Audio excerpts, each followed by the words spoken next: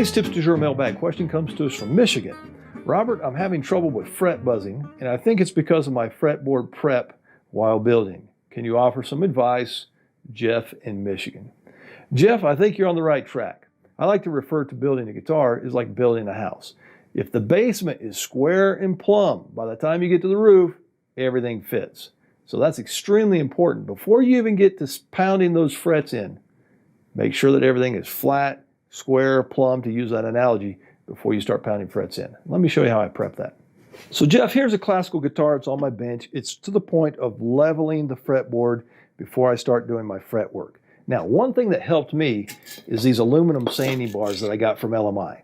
These are machined up to 0.02 of an inch tolerance over a 24-inch length. They come in several sizes, and I use all three of them, the longer one, the medium, and the shorter one, when I'm doing my leveling. They have a little bit of heft to them so that it helps. You're not going to be working yourself to death as you're leveling, but they're not too heavy that you're going to feel it when you get done. All four sides are machined to that 0.02 of an inch spec, and it has nice square edges, so when you put your stick-it paper on there, you can tear it nice and easily. And all of the sides are perpendicular to each other, so it's really just a fantastic tool.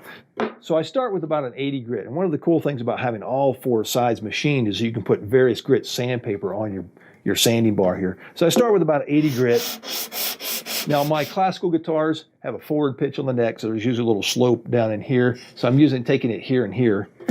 Steel string guitar would perhaps be the opposite, depending on what you're doing. So I come in here and make sure it's extremely flat. If you want to chalk it up, make sure it's extremely flat. Then you can switch it over and go to like 120, 150, 220, 320, as far as you want to go.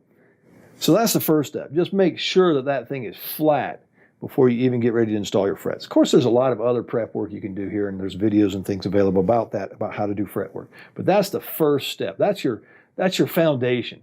Make sure that foundation is nice and flat, square, plumb, etc.